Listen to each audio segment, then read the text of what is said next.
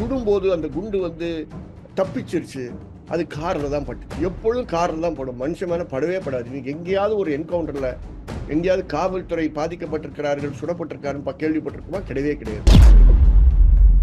அங்கே கூட்டிகிட்டு போனோம், அவர் கீழே குனிஞ்சாரு, வந்தார். ஏன்ப்பா அந்த குனிகிறவன் குனிகிற வரைக்கும் நீங்கள் ஹேண்ட் கப் வச்சுருந்தீங்கன்னா எதுக்கு அவன் குனிய வேண்டியது இருக்கு? அவன் எதுக்கு ஓட வேண்டியது இருக்கு? அவன் பாக்கெட்டில் இருக்கிறத எப்படி கையை விட முடியும்? இதுக்கெல்லாம் சிபி சக்கரவர்த்தி பதில் சொல்ல மாட்டாரா? நீங்கள் பிடிச்ச ஆள் தாம்பரத்து பக்கத்தில் இருக்கக்கூடிய சோலையூர் என்ற பகுதியில் அவருக்கு இருக்கக்கூடிய மனைவி, அந்த நீங்கள் பிடித்து சுட்டிங்களா, அவருக்கு இருக்கக்கூடிய ஒரு மனைவி வீட்டில் அவர் இருந்திருக்கார். அந்த வீட்டில் தான் நீங்கள் அவரை பிடிச்சிருக்கீங்க. பொய் சொல்லாதேன்னு சொல்கிறேன். இவ்வளோதான் நான் சொல்கிறேன். பொய் பேசாதீர்கள். காவல்துறையில் வர்றதெல்லாம் பொய் பொய் பொய் தான் வந்துக்கிட்டு இருக்கு. ஒரு டீம் போன டீம்கிட்ட இவங்களும் மெசேஜ் கொடுத்தாங்களா, உடனே அவரை ரிகவர் பண்ணாங்கன்னா, அவரை கூட்டிட்டு வந்தாங்களா. என்னையா நைட்டு ஃபுல்லாக உங்களுக்கு ஆக்டிவிட்டி. திருவங்கடம் எங்கே எப்படி என்கவுண்டர் பண்ணான்றதா இன்னும் நமக்கு ஞாபகம் இருக்குது. அதனால தான் நான் சொல்கிறேன். மிஸ்டர் அருண், பாடி கேம் இல்லையா உங்களுக்கு? தெருவில் போகிற டிராஃபிக் போலீஸுக்கெல்லாம் நீங்கள் பாடி கேம் கொடுக்குறீங்களே. இது போன்ற ஒரு ஆபரேஷனில் போகிறவனுக்கு முழு பாதுகாப்பு கொடுக்க வேண்டும் என்று ஒரு கமிஷனர் போலீஸுக்கு தெரியாதா?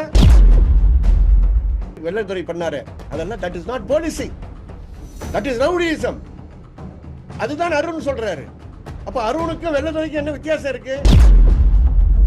இந்த பல்வீர் சிங் போன்றவர்கள், இந்த உதயகுமார், அங்க ஒரு ஸ்ரீபெரும்புத்தூர்ல இன்னொரு ஆள் இருக்காரு, இவங்க எல்லாம் மனநோயாளிகள்.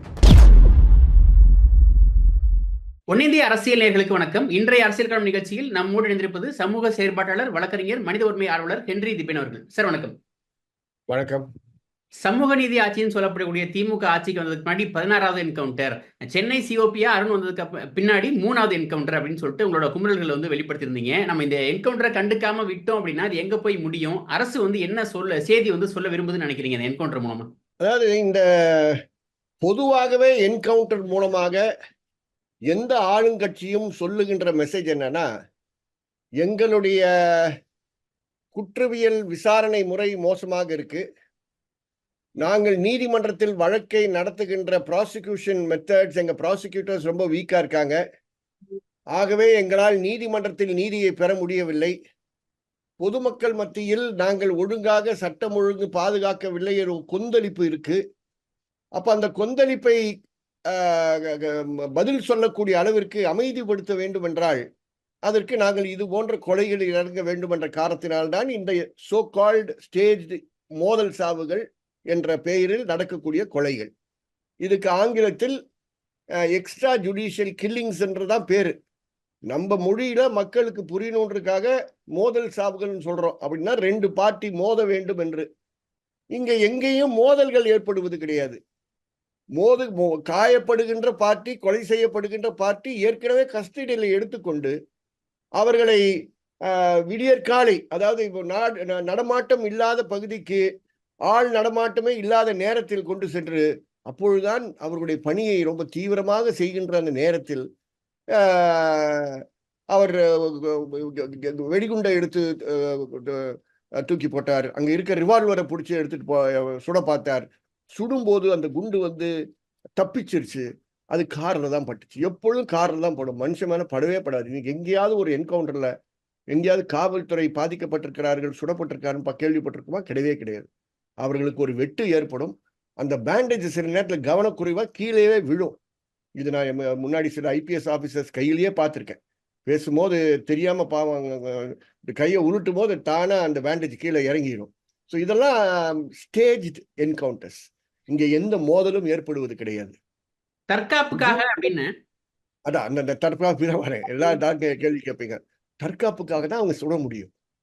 அவன் சுடுகின்றான். அவன் இவருடைய உயிரை தாக்குகின்ற அளவிற்கு ஒரு வன்முறையை பயன்படுத்துகிறார். ஆயுதங்கள் மூலமாக அல்லது குண்டுகள் மூலமாக அல்லது வெப்பன்ஸ் மூலமாக பயன்படுத்துகிறான் என்றால் அந்த அளவுக்கு தன்னை பாதுகாப்பதற்கு இவங்க ஃபோர்ஸ் பயன்படுத்தலான்றதான் குற்றவியல் நடைமுறை சட்டத்திலும் இப்ப இருக்கக்கூடிய பிஎன்எஸ்எஸ்ல அவங்களுக்கு அதிகாரம் இருக்கு. அதனாலதான் அது மோதல் சாவுன்னு சொல்றாங்க. அவர் மோதினார், நான் மோதினேன். அவர் எவ்வளவு பலம் பயன்படுத்தினாரோ அதுக்கு சமமான பலனை நான் பயன்படுத்தினேன். நான் தப்பித்து விட்டேன், அவனை நாங்க போட்டுட்டோம். இதுதான் நரேஷன், இதான் நரேட்டிவ் பொதுவாக. இப்ப நான் கேட்கறது, இந்த நரேட்டிவ்ஸ் எல்லாம் 5:30 மணிக்கு முன்னாடி நடக்குது. இந்த நரேட்டிவ்ஸ் எல்லாம் இது போன்ற ஒளிஞ்ச காட்டுக்குள்ளார இருக்கக்கூடிய பகுதிகள் நடக்குது. 3வது ஜூலை 1ஆம் தேதிக்கு அப்புறம் நீங்க என்ன சட்டம் படிக்காதவங்களா? சட்டம் மாறலையா? பிஎன்எஸ்எஸ் சட்டம் அமலுக்கு வரலையா? பிஎன்எஸ்எஸ் சட்டத்துல இது போன்ற நபர்களை இனிமேல் நீங்கள் இது ஹேண்ட்கஃப் போடாமல் கொண்டு போகவில்லை, உங்களுக்கு விரும்பினால் ஹேண்ட்கஃப் போடலான்றாங்க. உனக்கு ரொம்ப ரொம்ப கொடூரமான குற்றவாளியை பிடிச்சிருக்கேன்னு சொல்றல்ல, நான் நம்புறேன். நான் இல்லைன்னு சொல்ல, நம்புறேன்.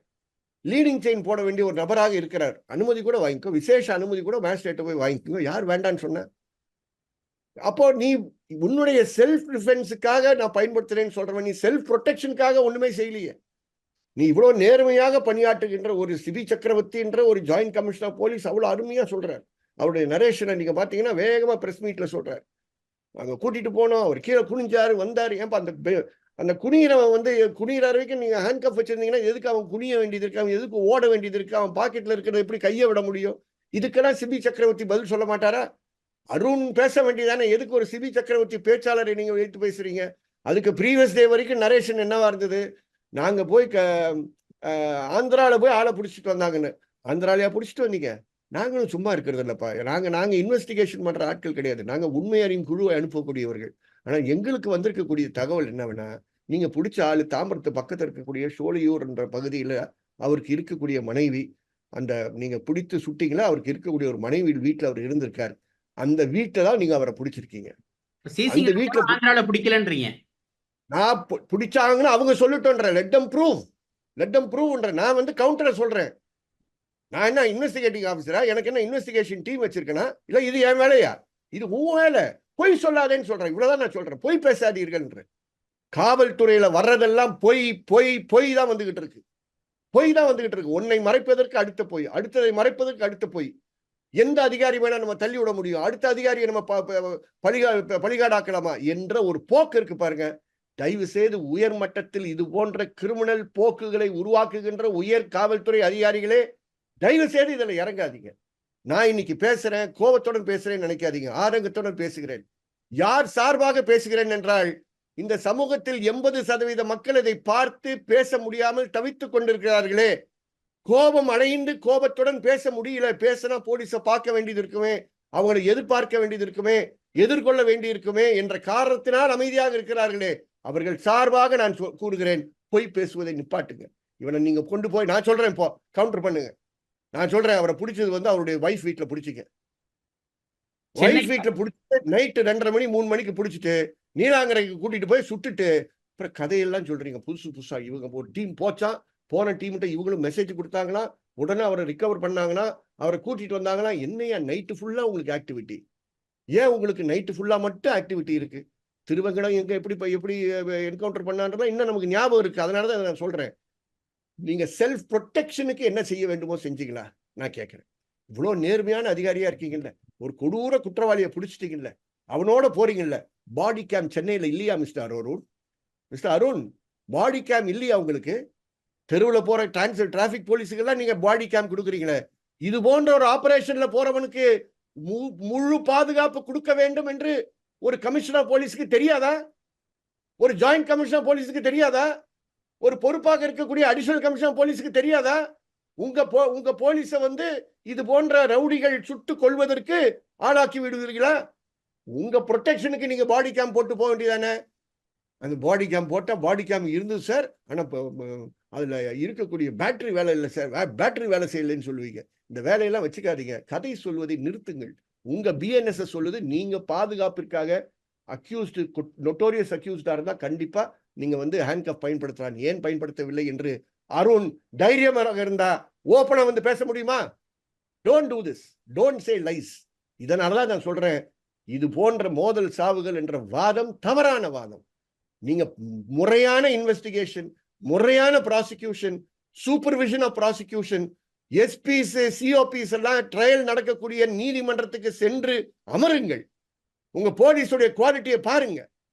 அப்பதான் உங்களுக்கு தெரியும் என்ன குவாலிட்டி நடந்துகிட்டு இருக்குன்றது. அந்த குவாலிட்டியை நீங்க திருத்தாமல் ரவுடிஸ சுட்டுட்டு இந்த ஆட்சியில எந்த சட்டம் ஒழுங்கு பிரச்சனை இல்லை என்று கூறுகிறீர்களே, இது இந்த ஆட்சிக்கு நல்லது நீங்க செய்யவில்லை. இந்த ஆட்சியாளர்கள் நினைத்து கொண்டிருக்கலாம், எங்கள் காவல்துறை எங்களுடைய எங்களுடைய கட்டளைப்படி, நான் கொஞ்சம் மரியாதையாக பேச விரும்புகிறேன், கட்டளைப்படி அவர்கள் கட்டுப்பாட்டில் வச்சிருக்காங்கன்றது. கட்டுப்பாட்டில் வச்சிருக்கிற உங்களுக்கு கெட்ட பெயரை வாங்கி கொண்டிருக்கிறார்கள். ஒவ்வொரு என்கவுண்டரும் உங்களுக்கு கெட்ட பெயர் வாங்கி கொடுக்கக்கூடிய ஒரு சம்பவம் என்று வருத்தத்துடன் பதிவு செய்கிறேன். நீங்க சொன்ன மாதிரி வந்து ரவுடிகளுக்கு புரியும் மொழியில வந்து சொல்லி தரப்படும் அப்படின்னு சொல்லிட்டு சென்னை காவல் ஆணையரா வந்து பொறுப்பேற்ற பிறகு அருண் சொன்னாரு.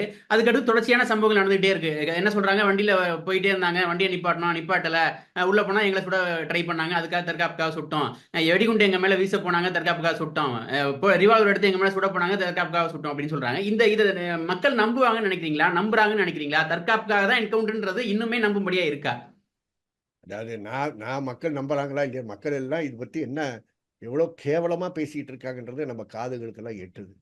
எனக்கு தெரியும் இது போன்ற ஊடகங்கள்ல வந்து சார்பு உள்ளவர்கள் சார்பு இல்லாதவர்கள்லாம் இருப்பாங்கன்னு தெரியும். சார்பு உள்ளவர்களே ரொம்ப தயங்கி தான் பேசுகின்ற ஒரு நிலை ஏற்படுகிறது. ரொம்ப ரொம்ப தயங்கி பேச வேண்டிய ஒரு சூழல் ஏற்படுகிறது. அந்த அளவுக்கு இன்னைக்கு மக்கள் மத்தியில ஒரு அதிருப்தி ஏற்பட்டிருக்குன்னு சொல்றேன். வெறும் இது போன்ற மோதல் சாவுகளாக சொல்லுகிறார்களே, அதுல மட்டும் கிடையாது, கொடூர சித்திரவதை சம்பவத்தில் ஈடுபடுகிறார்கள். நம்பிக்கை என்ன? இந்த ஆட்சியில் இருக்கக்கூடிய டிஜிபி, அவருக்கு அடியில இருக்கக்கூடிய ஏடிஜிபி லா அண்ட் ஆர்டர் போன்றவர்கள் எங்களை பாதுகாப்பார்கள் என்ற எங்களுக்கு உத்தரவாதம் கிடைத்து விட்டது. பார்த்துட்டாங்கல்ல, தூத்துக்குடி கேஸ்ல பார்த்துட்டாங்கல்ல. திமுக 2019 தேர்தலில் என்ன வாக்குறுதி கொடுத்தார்கள் பாராளுமன்ற தூத்துக்குடி தொகுதியில எல்லாருக்கும் தெரியும். நாங்கள் மதிக்கின்ற மதிப்புக்குரிய டிஎம்கே உடைய leader of the parliamentary party madam Kanimozhi என்ன வாக்குறுதி கொடுத்தார்கள்? அங்கே தூத்துக்குடி மக்களுக்கு என்ன உத்தரவாதம் கொடுத்தார்கள்? இந்த போலீஸ் ஃபயரிங்க்கு யார் காரணம் என்று கண்டுபிடித்தவுடன் கண்டிப்பாக நாங்கள் நடவடிக்கைகள் எடுப்போம் என்று கூறினார்கள். 2019 2021 எலெக்ஷன் நடந்தது. அப்போ இதுதான் சொன்னாங்க. அந்த ஊர்ல இருந்து 2 மினிஸ்டர் செலக்ட் ஆனாங்க, அவர்களும் இதான் சொன்னாங்க. இன்னைக்கு 2024 ஆச்சு. அருணா ஜெகதீஷனுடைய அறிக்கை வந்துருச்சு. வேணா வெளியே போற செய்தி என்ன? திமுக எக்காரணத்தை முன்னிட்டும் பாதிக்கப்பட்ட 17 காவல்துறை அதிகாரிகளுக்கு எதிராக நடவடிக்கை எடுக்க மாட்டார்கள். அது உத்தரவாதமா செய்தி போச்சு. அப்புறம் இந்த செய்தி போச்சுன்னா அப்புறம் என்ன பண்ணுவாங்க? மேல என்ன செய்ய சொல்றாங்களா அது செய்வாங்களா, செய்ய மாட்டாங்களா? இதுதான் பிரச்சனை. இதை செய்ய மறுப்பவர்களுக்கு வெவ்வேறு விதமான அழுத்தங்கள் சிஸ்டத்துல வரும். அவர்களை சார்ந்த புரளிகளை சிஸ்டத்துல பரப்புவார்கள். இதுதான் போலீஸ் ஆபரேஷன். அது சீனியர் ஆபீசரா இருந்தாலும் சரி, ஜூனியர் ஆபீசரா இருந்தாலும் அவர்களுக்கு எதிராக பரப்புவார்கள், திட்டமிட்டு பரப்புவார்கள், பிளான் பண்ணி பரப்புவார்கள். இதெல்லாம் நாங்க பார்த்தவங்க, அதனால ஓப்பனா சொல்றோம். எங்களுக்கு காவல்துறை அதிகாரிகள் எதிரிகள் கிடையாது. தயவுசெய்து நினைச்சுங்க. நம்ம கோபத்தோட பேசுறோம்னா யாரையோ நம்ம வந்து கேவலப்படுத்துறதுக்காக பேசுறோம்னு நினைக்காதீங்க. அது பண்ணவே மாட்டோம். ஏன்னா இந்த போர்ஸுக்குள்ளார இருந்த நேர்மையானவர்கள் யார்? பணியில் இருந்தவர்கள், பணியில் ஓய்வு பெற்றவர்கள், அவர்கள்லாம் இன்னைக்கு நாங்க மதித்து கொண்டிருக்கிறோம். காரணம், அதுல நேர்மையானவர்கள் பலர் இருக்கிறார்கள். வேற சிரமத்துடன் இருக்கிறார்கள், ஆனா நேர்மையாக இருக்க வேண்டும் என்ற தீர்மானத்துடன் இருக்கிறார்கள். அவங்க லேசா காசு வாங்கிட்டு இருக்கக்கூடியவர்கள் கிடையாது. லேசா எடுத்த உடனே ஒரு டேபிள்ல போய் ரிவால்வரை வச்சுக்கிட்டு பஞ்சாயத்து பேசி நான் என்ன பெரிய எனக்கு இந்த அதிகாரம் இருக்குன்றத, உனக்கு எந்த அதிகாரமும் கிடையாது. ரிவால்வரை தூக்கி டேபிள்ல போட்டுட்டு ஒரு டிஎஸ்பி ஆபீஸ்ல உட்கார்ந்தோ ஒரு ஏடிஎஸ்பி ஆபீஸ்ல உட்கார்ந்து நீ வந்து ஒரு பார்ட்டிகிட்ட பேசும்போது வெள்ளத்துறை பண்ணாரு, அதெல்லாம் that is not policing, that is rowdyism. அதுதான் அருண் சொல்றாரு. அப்ப அருணுக்கு வெள்ளத்துறைக்கு என்ன வித்தியாசம் இருக்கு? அருணுக்கு என்ன நம்பிக்கை இருக்கு? வெள்ளத்துறைக்கே ரிட்டையர்மெண்ட் அன்னைக்கு போடப்பட்ட 3 நாளைக்கு முன்னாடி போட்ட சஸ்பென்ஷன் வித்ரா பண்ணிடுவாங்கன்னா நமக்கு பாதுகாப்புக்கு ஆட்கள் இருக்காங்க, கவலைப்பட வேண்டாம், இந்த ஆட்சி நீடிக்கும், அதனால இந்த ஆட்சி எங்கேயாவது எனக்கு ஒரு ப்ரொமோஷன் கொடுக்கும் என்ற எண்ணத்துடன் நடக்கின்ற செயல்கள் தான் இது என்பதை நான் குறிப்பிட்டு கூற விரும்புகிறேன். நான் கேட்கிறேன், ஒரு ஐஏஎஸ் ஆபீசர், ஒரு ஹோம் செக்ரட்டரி, ஒரு ஏடிஎஸ்பியுடைய இறுதி காலகட்டத்தில் இத்தனை சம்பவங்கள் நடந்திருக்கு. அவரே கிராஸ் எக்ஸாமினேஷன் சொல்ற, நான் 10 என்கவுண்டர் பண்ணியிருக்கேன்றாரு. கிராஸ் எக்ஸாமினேஷன் ஆரம்பிக்கும் போது 4ன்னு சொல்றாரு.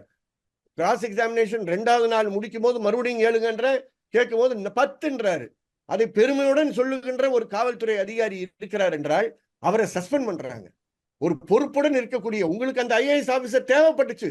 பல்வீர் சிங் சமாச்சாரத்துல உங்களுக்கு ஒரு உண்மை தமிழக மக்கள் மத்தியில் ஒரு கொந்தளிப்பு வந்துடக்கூடாது என்ற காரணத்திற்காக இந்த நல்ல ஆபீசர்ஸ் தேவைப்படுகிறார்கள் உங்களுக்கு. அப்போ உங்களுக்கு அமுதா ஐஏஎஸ் தேவைப்படுது. ஆனா நீங்க வெள்ளத்துறையை பாதுகாக்க வேண்டும் என்ற நேரத்தில் அமுதா ஐஏஎஸ் தேவைப்படல. அமுதா ஐஏஎஸ் சஸ்பென்ஷனை விட்ரா பண்ண சொல்லிட்டு அமுதா ஐஏஎஸ் ஹோம் செக்ரட்டரி போஸ்ட்ல இருந்து தூக்கி இன்னொரு துறைக்கு போடுகின்ற அளவிற்கு தகுதியற்ற செயலில் ஈடுபடுகின்ற ஆட்சி இந்த ஆட்சி என்பதை நான் பேசுகிறேன். அமுதா நான் மதிக்கக்கூடிய அதிகாரி, அவ்வளவுதான். ஆனா அது நான் வேற வழி இல்லாம அவங்க பேரை பயன்படுத்தணும். காரணம் நீங்கள் அதை தவறாக நீங்கள் பயன்படுத்தினீர்கள். நான் கேட்கிறேன், அமுதா ஐஏஎஸ் நீங்க தூக்குனீங்கல்ல, அமுதா ஐஏஎஸ் கொண்டு வந்த அறிக்கையை ஏன் நீங்கள் பகிரங்கமாக பப்ளிக்ல மீடியாக்கு நீங்க கொடுக்க தயங்குறீங்க? பதில் சொல்லுங்களேன் பார்ப்போம். ஸோ இந்த பல்வீர் சிங் போன்றவர்கள், இந்த உதயகுமார், அங்க ஒரு ஸ்ரீபெரும்புத்தூர்ல இன்னொரு ஆள் இருக்காரு, இவங்கெல்லாம் மனநோயாளிகள். ஒரு பக்கம் மனநோயாளிகள் இருக்காங்க சிஸ்டத்துல. இவங்கெல்லாம் மனநோயாளிகள் இல்லைன்றது நீங்க ப்ரூவ் பண்ணுங்க. நீங்க ப்ரூவ் பண்ணுங்க. இவர்களுடைய மனைவியெல்லாம் அவர்களோட வாழ்றாங்களா இல்லைன்றது நீங்க ப்ரூவ் பண்ணுங்க. Sorry for getting into private life. ஆனா இதெல்லாம் பப்ளிக்ல இருக்கக்கூடிய ஆபீசர்ஸ். அவருடைய சஸ்பென்ஷனை விட்ரா பண்ணி அவருக்கு ஒரு பொசிஷன் கொடுத்துருக்கீங்க. அதனால நான் பேசுறேன். இல்லைன்னா நான் வாயை மூடிக்கிட்டு இருந்தேன், பேசவே இல்லை. காரணம் அவருடைய வைஃபை பத்தி பேசக்கூடாதுன்னு. ஆனால் அது போன்ற மனநிலையில சரியில்லாத நபர்களை நீங்க மறுபடியும் சஸ்பென்ஷனை ரிவோக் பண்ணி நீங்க வெளியே கொண்டு வரீங்கன்னா, எந்த ஒரு டிசிப்ளினரி ஆக்ஷன் இல்லாம கொண்டு வரீங்கன்னா, அப்புறம் ஏதோ ஒரு பிரச்சனை இருக்குன்னு அர்த்தம். அதனாலதான் காவல்துறையில் இருக்கக்கூடியவர், நாங்கள் எது செய்தாலும் எங்களை இந்த அரசு கேட்காது என்ற தைரியத்துடன் செயல்படுகின்ற ஒரு நிர்பந்தம் ஏற்படுகிறது. நிறுவனங்களும் அமைதியாக இருக்கிறார்கள் என்று நம்புகிறார்கள். இந்த என்கவுண்டர்ல ஏன் இன்னும் எஸ்ஹெச்ஆர்சி பேசவில்லை? ஏன் பேசவில்லை? இந்த என்கவுண்டர்ல எஸ்ஹெச்ஆர்சி பேசியிருக்க வேண்டாமா? எஸ்ஹெச்ஆர்சி குறைந்தபட்ச ஒரு விசாரணை குழு அனுப்பியிருக்க வேண்டாமா? அவங்களுக்கு ஸ்டாஃப் இல்லைன்னா ஸ்டாஃப் வேணும்னாச்சும் கேட்க வேண்டாமா? இதெல்லாம் நான் கேட்கறதுக்கு காரணம், they are all our taxpayers money which is going on the SHRC. அவர்கள் தான் மனித உரிமை பாதுகாப்பதற்கென்று நிறுவப்பட்டிருக்கக்கூடிய நிறுவனத்திற்கு பொறுப்பாக இருக்கக்கூடியவர்கள். அதனால்தான் சொல்றோம், இது போன்ற என்கவுண்டர்கள் மூலமாக சட்ட ரீதியாக செய்ய வேண்டிய பணிகளை செய்யாமல் மக்கள் மத்தியில் இருக்கக்கூடிய அதிருப்தி தரத்தை கட்டுப்படுத்துவதற்காக மட்டும் இந்த மாதிரி என்கவுண்டர்ஸ்ல இறங்காதீங்க. உங்களுக்கு அருண் எடுத்துக்காட்டு, ஹைதராபாதுடைய கமிஷனர் போலீஸா 2019 சஞ்சனார்னு ஒருவர் இருந்தார் பார்த்தீங்களா? அந்த டிஷான்ற அந்த பெண்ணை கூட்டு பாலியல் வன்முறையில் ஈடுபட்டு அவரை கொலை செய்தார்கள். உடனடியாக அடுத்த நாள் வரை நீங்கள் பிடிச்சிட்டு சுட்டு கொண்டு விட்டீர்கள். ஹைதராபாடே உங்களை பாராட்டியது. நீங்க நினைக்கிறீங்க தமிழ்நாட்டே உங்களை பாராட்டுகிறது என்று. அந்த பாராட்டுதல் பெற்ற அவரை உச்ச நீதிமன்றத்தினுடைய ஓய்வு பெற்ற நீதிபதி சிர்புர்கர், மும்பை உயர் நீதிமன்றத்தினுடைய ஓய்வு பெற்ற ஒரு நீதிபதி, நம் தமிழகத்தை சார்ந்த திரு கார்த்திகேயன் ஐபிஎஸ், நம்ம ராஜீவ்காந்தி கொலை வழக்கில் இன்வெஸ்டிகேட்டிங் ஆஃபீஸரா இருந்து தேசிய மனித உரிமை ஆணையத்தினுடைய டைரக்டர் ஜெனரல் ஆஃப் இன்வெஸ்டிகேஷனா இருந்தோம். மூவரும் விசாரித்தோம். இது ஒரு போலி மோதல் சாவு என்று தீர்ப்பளித்து 10 குறிப்பிட்ட போலீஸ் ஆபீசர்ஸ் நேம்ஸ் கொடுத்து அவர்களுக்கு எதிராக 302 ரெஜிஸ்டர் பண்ணுங்கன்னு சொல்லி முடிவு கொடுத்திருக்கிறாங்க. அருண், தயவு செய்து அந்த நிலைக்கு நீங்கள் போகக்கூடாது. இந்த ஆட்சியில் இருக்கக்கூடிய ஒருவருக்கு அது மாதிரி ஒரு நிலை ஏற்படக்கூடாது என்ற காரணத்தினால்தான் நாங்கள் பகிரங்கமாக பேசுகிறோம். நாளைக்கு இது ஒரு பெரிய இயக்கமாக மாறும். நாளைக்கு வன்முறை சார்ந்த இயக்கமாக இது மாறினால் அதற்கு நாங்கள் பொறுப்பல்ல, நீங்கள் தான் பொறுப்பு. காரணம், வன்முறையில் பல விதங்கள் உண்டு. சிஸ்டத்திலேயே உட்கார்ந்து வன்முறையை தூண்டுகின்ற செயலில் நீங்கள் ஈடுபடுகிறீர்கள். ரொம்ப நாள் மக்கள் பொறுத்து கொண்டிருக்க மாட்டார்கள் என்று சமீபத்தில் இலங்கையில் நடந்த சம்பவங்கள் எடுத்துக்காட்டாக இருக்கு என்று மறந்து விடாதீர்கள். நான் தயவு செய்து மறந்துடாதீங்க. அது போன்ற மாற்றங்கள் கண்டிப்பாக வெவ்வேறு நாடுகளில் வரும். பங்களாதேஷ்ல வந்துருச்சு, இலங்கையில வந்துருச்சு. தமிழகம் அது போன்ற ஒரு பாதையில் போவதற்கு நீங்கள் காரணமாக இருக்கக்கூடாது என்று இந்த நேரத்தில் எச்சரிக்கிறேன். சட்டம் சார்ந்த விஷயங்களில் தலையீடு செய்வதற்கு அதிகாரம் பெற்றிருக்கக்கூடிய உயர் நீதிமன்றம் தானாக முன்வந்து சென்னையில் செயல்படுகின்ற Madras high court acting chief justice இதை சுவமோட்டோ பப்ளிக் இன்ட்ரெஸ்ட் லிட்டிகேஷனாக எடுக்க வேண்டும் என்று பொறுப்புடன் கூறுகிறேன். அப்பொழுதுதான் நீதிமன்றத்திற்கு மரியாதை இருக்கும். அப்பொழுதுதான் நீதிபதிகள் நீதிமன்றங்களிலிருந்து கூறுகின்ற தீர்ப்புகளுக்கு மரியாதை இருக்கும். ஆகவே நம்முடைய மரியாதை காப்பாற்றுவதற்கு செயல்பட வேண்டும் என்ற வேண்டுகோளை நான் முன்வைக்க விரும்புகிறேன். இரண்டாவதாக, மாநில மனித உரிமை ஆணையம் செயல்பட வேண்டும். இதில் தலையீடு செய்ய வேண்டும். 10 வாரங்களில் 3 மாசம் இல்ல, 10 வாரங்களில் 3 என்கவுண்டர் என்றால் நினைச்சு பாருங்க, எத்தனை சித்திரவதை வழக்குகள் இருக்கு, எத்தனை சமாச்சாரங்கள் நடந்திருக்கு, சட்டத்துல எவ்வளவு பாதுகாப்பு விஷயங்கள் இருக்கு. ஒரு கோழித்தனமான ஒரு ஆர்குமெண்ட்ல நாங்க எங்க தற்காப்புக்காக செஞ்சோம்னு சொல்லிட்டு இருந்தீங்கன்னா ஒவ்வொரு ஆங்கரும் பரிதாபமா கேள்வி கேட்கறாங்க. அது எப்படி சார் 5:30 மணிக்கு முன்னாடி மட்டும் கரெக்டா போய் செய்யறாங்களே சார், எல்லா என்கவுண்டரும் அப்படிதான்ப்பா நடக்குது அப்படின்னு. அதனால இது ஒரு தவறான பாதை, ஒரு தவறான நம்பிக்கை. எல்லா காவல்துறை அதிகாரிகளுக்கும் இந்த நம்பிக்கை கிடையாது. இன்வெஸ்டிகேஷன் மூலமாக மட்டும் கடுமையான காவல்துறையாக நாம் இருக்க வேண்டும் என்ற காவல்துறை அதிகாரிகள் இருக்கிறார்கள். Hats off to them. Police சொல்ற வாதத்தை எப்படி பாக்குறீங்க சார்? அப்ப அவங்க எல்லாம் உத்தமர்களா? அவங்க மேல எத்தனை கொலை கேஸ் இருக்கு தெரியுமா? எத்தனை கொள்ளை கேஸ் இருக்கு தெரியுமா? எத்தனை வழக்கு இருக்கு தெரியுமா? ஏன் அவங்களுக்காக வக்காலத்து வாங்குறீங்க அப்படின்றாங்களா? அதுக்கு நீங்க என்ன சொல்ல விரும்புறீங்க? ஆப்போசிஷன்ல எதிர்கட்சியில் இருக்கக்கூடிய எதிர்கட்சி வரிசையில் இருக்கக்கூடியவர்கள் எத்தனை பேர் மேல எத்தனை எஃப்ஐஆர் இருக்கு? எத்தனை எஃப்ஐஆர் இருக்கு? எவ்வளவு பணம் ஆட்டையை போட்டாங்கன்னு எஃப்ஐஆர் இருக்கு. அறப்போர் இயக்கம்னு சொல்லி ஒரு ஜெயராமன் விரட்டி விரட்டி விரட்டி விரட்டி ஒரு பெரிய இயக்கத்தையே நடத்தி கொண்டிருக்கிறாரு. அவர் எழுப்பி இருக்கக்கூடிய எஃப்ஐஆர் எத்தனை நபர்கள் மேல எத்தனை கோடி கணக்காக இருக்கு. உங்களால ஒண்ணும் செய்ய முடியல.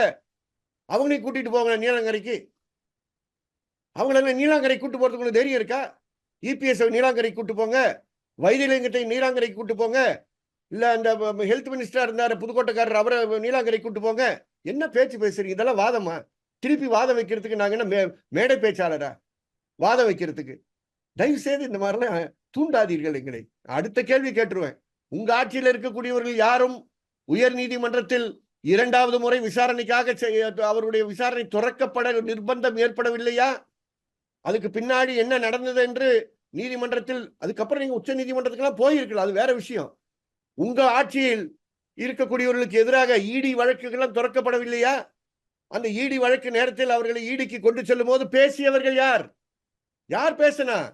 இந்த என்கவுண்டர்ல பேசுகின்ற அதே ஹென்றி தான் அன்னைக்கு ஈடிக்கு கொண்டு சென்ற பொன்முடியை 72 வயசு இருக்கக்கூடிய பொன்முடியை, சிசிடிவி கேமரா இல்லாத இடி அலுவலகத்திற்கு கொண்டு சென்ற பொன்முடியை வேற யாருமே பேசல. ஆட்சியில் இருக்க ஒரு ஆள் பேசல. நான் தான் பேசினேன். மாண்புமிகு கலைஞர் அவர்கள் முகமது அலி அவர் வீட்டில் பிடித்து தாக்கக்கூடிய அந்த சம்பவம் நடக்கும்போது தேசிய மனித உரிமை ஆணையத்திற்கு புகாராக கொண்டு சென்றதும் இதே ஹென்றி தான் என்று மறந்து விடாதீர்கள். ஆகவே நாங்க ஏதோ இன்னைக்கு நேற்று வந்த காலான்கள் கிடையாது. நாங்க அன்னையிலிருந்து செயல்பட்டு கொண்டிருக்கக்கூடிய மக்களை முன்வைத்து நேர்மையாக பேச வேண்டும், உண்மையான விஷயங்களை பேச வேண்டும் என்ற காரணத்திற்காக எடுத்துரைக்கக்கூடிய நபர்கள் என்பது அதுதான் மனித உரிமை ஆர்வலருக்கும் மற்றவர்களுக்கும் இருக்க வித்தியாசம். ஏதோ ஹென்றி தான் இப்படி நினைக்காதீங்க. ஏகப்பட்ட மனித உரிமை ஆர்வலர்கள் பேசுவதற்கு துடித்துக் கொண்டிருக்கிறார்கள், கூட்டாக செயல்படுவதற்கு காத்துக் கொண்டிருக்கிறார்கள் என்பதை கூற கடமைப்பட்டிருக்கிறேன். சிசிங் ராஜா என்கவுண்டர் செய்யப்படுறதுக்கு முந்தின நாள் அவரோட மனைவி 1.5 மாத கை குழந்தைய வச்சுக்கிட்டு என்கவுண்டர் செய்யப்படுறதா சொல்றாங்க, அவரை விட்டுருங்க அப்படின்றாங்க. அதுக்கு ஜாயிண்ட் கமிஷனர் சிபி சக்கரவர்த்தி பிரஸ் மீட்ல இது ஒரு ஃபேஷனா போயிடுச்சு வர வர அப்படின்ற மாதிரி ஒரு பதில் அளிச்சிருக்காரு. அதுக்கு உங்களோட சிபி சக்கரவர்த்தி அதோட விட்டுறதான் நினைக்கிறேன். பாவம் இவங்கெல்லாம் இந்த இந்த செஸ் போர்டில் இருக்கக்கூடிய காயின்ஸ் நல்ல ஆபீசர்ஸா இருப்பாங்க. ஆனா அவங்களுடைய பணிக்காலத்துல மேல இருக்கக்கூடியவங்க இது பேசுன்னு சொன்னா அவங்க பேச வேண்டிய நிர்பந்தத்திற்கு இந்த நாடகத்தில் ஒரு வசனம் கொடுத்து அவங்களை பேச வைக்கிறது. I don't want to disrespect an officer. அதனால அவங்க சொன்ன விஷயங்களை அதோடைய ஃபேஸ் வேல்யூலே எடுத்துக்குங்க. அப்படி யாராவது சொல்றாங்க நாடகம் போடுறாங்கன்னா அப்படி நாடகம் போடுற மாதிரி இருக்கட்டும். நீங்க எப்படி ஒரு நாடகம் போடுறீங்களோ அதே மாதிரி அவங்க. அதனால தான் மறுபடியும் சொல்றேன், நீங்கள் இது போன்ற குற்றவாளிகளாக வைத்திருக்கக்கூடியவர்கள்லாம் ஏதோ பெரிய ஃப்ரீடம் ஃபைட்டர்ஸ் நினைச்சுக்கிட்டு நாங்க பேசல. நாங்க அவர்களுக்காக பேசவில்லை. சட்டத்தின் ஆட்சியினுடைய மாண்பை பாதுகாக்க வேண்டும், தூக்கி பிடிக்க வேண்டும் என்ற காரணத்துக்காக பேசுறோம் தவிர இந்த ராஜாக்காக பேசுகிறோம், இந்த திருவங்கடத்துக்காக பேசுறோம் என்று தயவுசெய்து எங்களை குறைத்து விடாதீர்கள். 2வது ஏதோ சென்னையை பற்றி பேசிட்டு இருக்கோம்னு நினைக்காதீங்க. திருச்சியில இன்னொரு நொட்டோரியஸ் ஐபிஎஸ் ஆபிசர் பார்த்திருப்பீங்க, வார்ரோன் என்று பார்த்திருப்பீங்க. அவருடைய மனைவி புதுக்கோட்டை மாவட்டத்தில் இருக்காங்க. இவங்க 2 பேரும் வேற ஒரு விவாதத்துல வேற ஒரு அரசியல் கட்சியினுடைய தலைவர் சமாச்சாரத்துல ரொம்ப விவாதங்கள், அரசியல் விவாதங்கள்லாம் வந்ததுன்னு பார்த்திருப்போம். அவருடைய தொகுதியில் அவருடைய எல்கைக்குள் இது போன்ற ஒரு நொட்டோரியஸ் ரவுடி என்று அவர்கள் அழைக்கக்கூடிய ஒரு நபரை கோயம்புத்தூர் நீதிமன்றத்திற்கு ஆஜராவதற்கு செல்லும் பொழுது பின்னே சென்று வண்டியை மறிச்சு நீதிமன்றத்தில் ஆஜராவது சென்றவரை கரூரை தாண்ட பிற்பாடு கைது செய்து திருச்சியை கிராஸ் பண்ணி கொண்டு வந்து அவருடைய மனைவி எஸ்பியா இருக்கக்கூடிய மாவட்டத்துக்கு தான் ஃபர்ஸ்ட் டைம் ஓப்பனா இதை நான் சொல்றேன். இது நீதிமன்றத்தில் இருக்குது. புதுக்கோட்டை எல்கைக்குள் கொண்டு சென்று புதுக்கோட்டை எல்கைக்குள் அவரை சுட்டார்கள் என்பது மதுரை உயர் நீதிமன்றத்தில் இருக்கக்கூடிய வழக்கு. அதனால நாங்க சொல்லும் போது ஏதோ அருண் சுட்டி காட்டிட்டு பேசிட்டு இருக்கோம், இல்ல சிவி சக்கரவர்த்தியை பேசிட்டு இருக்கோம் நினைக்காதீங்க. சிலர் இது போன்ற போலீசிங்க்கு அடிமையாகிறார்கள். எல்லாரும் இப்படி அடிமையாவதில்லை, சிலர் அடிமையாகிறார்கள். அவங்க நினைக்கிறாங்க அவங்க பெரிய ஆபீசர்ஸா மாறிடலான்னு. பாவம் அவங்க மறந்துட வேண்டாம். இப்போ ஒரு டிஜிபி மேல கன்விக்ஷன் ஆச்சு, மறந்துடாதீங்க. இப்போ அவர் ரிட்டையர் ஆயிருக்காரு. ஒரு பாலியல் வழக்கில் சம்பந்தப்பட்டவர். அவருடைய என்டையர் சரித்திரத்தை இதே மாதிரி போலீசிங்க தூத்துக்குடியில ஏஎஸ்பியா ஆரம்பிக்கிற காலகட்டத்திலிருந்து நாங்க அவரை ஃபாலோ பண்ணிட்டு இருக்கோம். அவர் பேர் வெளியே தேவையில்லை, நம்ம யாரையும் அவதூறா பேசணுன்றதுக்காக நம்ம பேசவில்லை. ஆனா அந்த காலகட்டத்திலேயே அவர் தூத்துக்குடியில என்னைக்கும் மீனவர்களுக்கும் இன்னொரு சமூகத்திற்கும் ஒரு பிரச்சனையை உருவாக்குவதற்கு ஒரு போலீஸ் ஃபேரிங் இறங்கி தூத்துக்குடியில் ஒரு பெரிய வன்முறை ஏற்பட்டதோ அன்னைக்கே அவருக்கு பொறுப்பாக இருக்கக்கூடிய காவல்துறை அதிகாரிகள் அவரை கட்டுப்படுத்தி இருந்தால் இன்னைக்கு இது போன்ற ஒரு ஒரு ஒரு ஒரு ஜல்லிக்கட்டு மாடு மாதிரி இருந்திருக்க மாட்டார். யாரும் கண்ட்ரோல் பண்ண முடியாத அளவுக்கு. இன்னைக்கு என்ன ஆச்சு? யாருக்கு கெட்ட பேரு? யாருக்கு கெட்ட பேர்? எங்களுக்கு கெட்ட பேரா? தமிழக காவல்துறைக்கு கெட்ட பெயர். தமிழக காவல்துறையில் பொறுப்பாக இருக்கக்கூடிய ஐபிஎஸ் அலுவலருக்கு கெட்ட பெயர். அது போன்ற நபர்களை தயவு செய்து சின்ன வயசுல கட்டுப்படுத்தாமல் கொண்டு செல்லாதீர்கள், வளர்க்காதீர்கள் என்று உயர் பொறுப்பில் இருக்கக்கூடிய ஐபிஎஸ் ஆபீசர்ஸை நான் வேண்டி வேண்டி கேட்கிறேன். இந்த மாதிரி தவறு நடக்கும்போது இது தவறுன்னு சொல்ல கத்துக்குங்க. அதுதான் தன்மை. அதுதான் தன்மை. தவறு எல்லாரும் செய்யும். நான் தப்பு செய்யலாம். நாங்கள் அப்படி யோக்கியன்னு சொல்ல, நாங்கள் தப்பு செய்யலாம். We are all human beings. ஆனால் தப்பு ஒரு முறை தான் செய்யணும். தப்பு செய்வதே தொழிலாக வைத்துக் கொண்டு கவலையே படாத இந்த ஆட்சி உன்னுடன் இருக்குன்னு சொன்னா நீங்க யாருக்கு குழி நோண்டுறீங்கன்னா ஆட்சியில் பொறுப்பாக இருப்பவர்களுக்கு குழி நோண்டுபவர்கள் நீங்கள் தான் என்று இந்த நேரத்தில் பகிரங்கமாக சொல்கிறேன். ஆட்சியில் இருப்பவர்களுக்கும் அவரை ஆதரிக்கக்கூடிய கூட்டணி கட்சிகளுக்கும் நான் சேர்த்து சொல்கிறேன், இந்த நேரத்தில் மௌனம் சாதிக்காதீர்கள். தயவு செய்து உங்க சேனல்ஸ்ல பேசுங்க. சீஃப் மினிஸ்டர்கிட்ட பேசுங்க. அவர் காது கெட்டுற மாதிரி பேசுங்க. அவர் காதுக்கு புரியுற மாதிரி பேசுங்க. தடை இருக்கக்கூடியவர்களை நீக்கிட்டு பேசுங்க. தடைகள்லாம் வருவாங்க, வெவ்வேறு இடத்துல தடைகள்லாம் வருவாங்க. ஐஏஎஸ் ஆபீசர் மூலமா வருவாங்க, ஐபிஎஸ் ஆபீசர்ஸ் மூலமா வருவாங்க, குடும்பத்தில் இருக்கக்கூடிய உறவினர் மூலமாக இந்த தடைகள் வரும். இவரெல்லாம் நீக்கி உண்மைகளை நேரடியாக போய் மாண்புமிகு முதலமைச்சரிடம் உண்மையை காதில் சொல்ல வேண்டிய பொறுப்பாக இருக்கக்கூடிய கூட்டணி கட்சிகளுடைய பொறுப்பு என்றும் இந்த நேரத்தில் நான் கூற கடமைப்பட்டிருக்கிறேன். காரணம், எங்களுக்கு ஒரே நோக்கம்தான், தமிழகத்தில் சித்திரவதை இருக்கக்கூடாது. சரி, இதை கண்டுகொள்ளாம இருந்தா என்ன ஆகும் நினைக்கிறீங்க? சிலேட் ஆகட்டும், பல்பீர் சிங் ஆகட்டும், லாக்அப் டெக் ஆகட்டும், என்கவுண்டர் ஆகட்டும், இது போன்ற விஷயங்களை கண்டுக்காம இருந்தா என்ன ஆகும் நினைக்கிறீங்க? இன்னொன்னு, இதை ஆதரிப்பவர்களுக்கு என்ன சொல்ல விரும்புறீங்க? இந்த என்கவுண்டரை ஆதரிப்பவர்களுக்கு நான் கொடுத்த அந்த ஹைதராபாத் அனுபவம் போதும், உதாரணம் போதும். அதே மாதிரி தாம்பரத்துல சில மாதங்களுக்கு முன்பு அமல்ராஜ் என்ற ஒரு கமிஷனர் போலீஸ் இருந்தார். அவரும் அங்க ஒரு 2 என்கவுண்டர் போட்டார். அவருக்கு சின்ன வயசுல இருந்தே இந்த துடிப்பு அவருக்கு இருந்திருக்கு. மதுரையில டிசியா இருந்தாரு, தேனியில எஸ்பியா இருந்தாரு, தருமபுரியில எஸ்பியா இருந்தாரு, காஞ்சிபுரத்துல எஸ்பியா இருந்தாரு. வெவ்வேறு இடத்துல நாங்களும் அவரை பார்த்து வெவ்வேறு இடத்துல வழக்குகள்லாம் போட்ட சரித்திரம் எங்களுக்கு இருக்கு. அந்த அமல்ராஜ் அங்க ரவுடி விஷயத்தை கடக்கிறேன்னு சொல்லிட்டு அங்க ஒரு லாட்ஜில் அவங்கள பூட்டி வச்சுட்டு இதே மாதிரி ஏர்லி மார்னிங்ல கொண்டு போய் என்கவுண்டர் போட்டார்.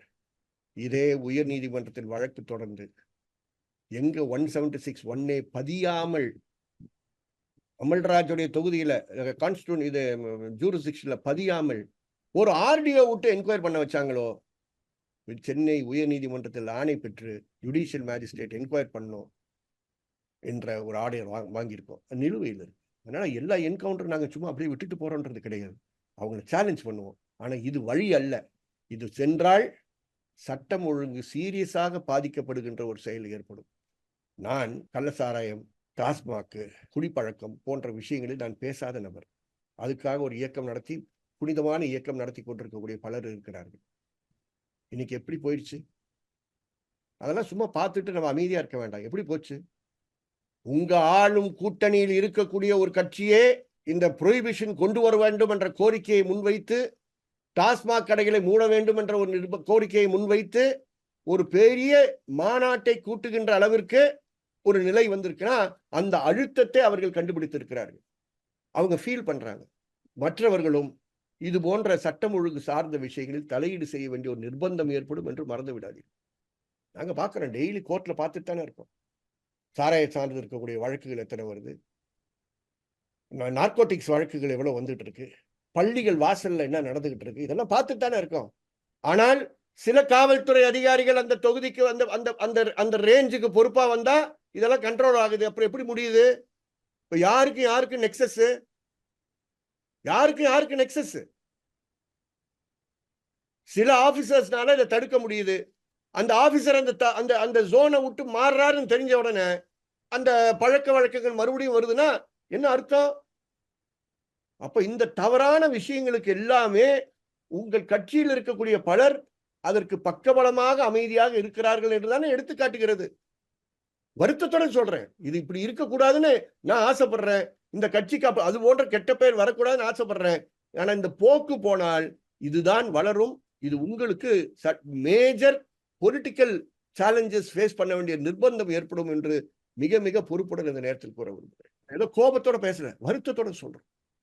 திமுக ஆட்சியை பற்றி நாங்கள் கோபப்பட தேவையில்லை, வருத்தப்பட வேண்டும்.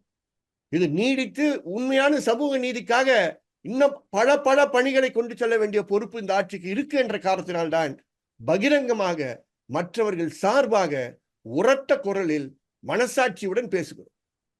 மிக்க நன்றி சார். உங்களோட நேரத்தை பதிவு பண்ணதுக்கு மிக்க நன்றி.